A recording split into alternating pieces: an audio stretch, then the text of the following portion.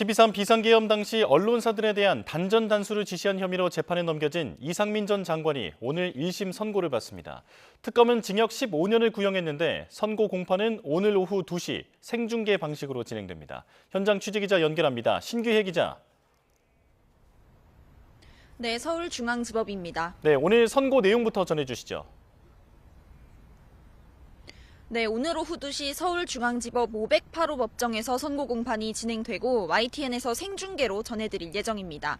오늘 선고 공판은 이상민 전 장관이 지난해 8월 기소된 지 6개월 정도 만에 열리는 건데 그간 2번의 공판 준비기일과 14번의 공판기일이 열렸습니다.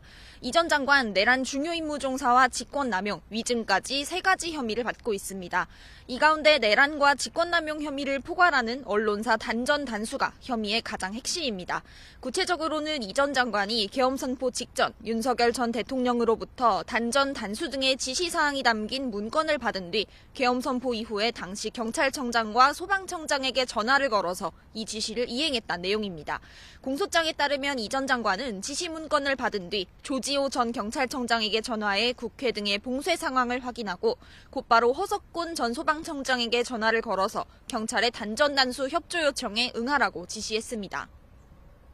재판 과정에서 대통령실 CCTV가 증거로 제출됐죠.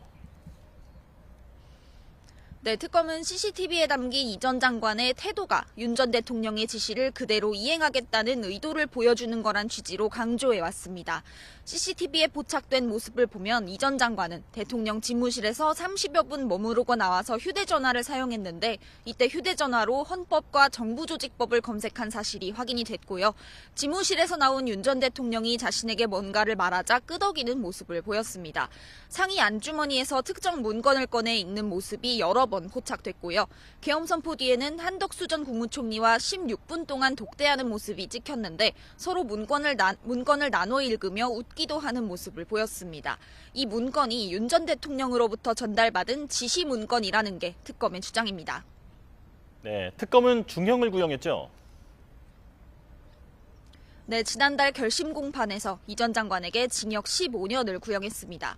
특검은 이 전 장관이 판사 출신인 만큼 계엄의 위법성을 충분히 인식했을 거라고 지적했고 또 이 전 장관이 계엄에서 중요한 역할을 했다고 강조했습니다. 언론사 단전 단수가 언론 통제를 목적으로 하는 심각한 범죄라는 점을 알았을 거라고도 주장했습니다.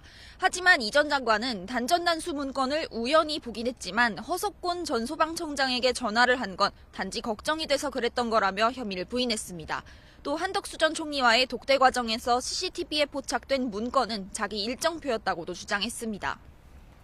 네, 앞선 한덕수 전 총리 사건에서 혐의와 관련한 판단이 있었는데 이 내용도 전해주시죠.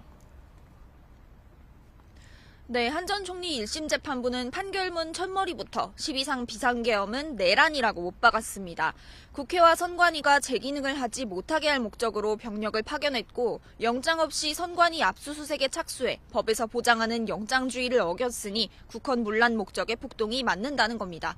그러면서 아예 12.3 내란이라고 사건에 이름을 붙였습니다. 또 한 전 총리 재판부는 판결문에서 이상민 전 장관의 행위를 일부 판단하기도 했는데요.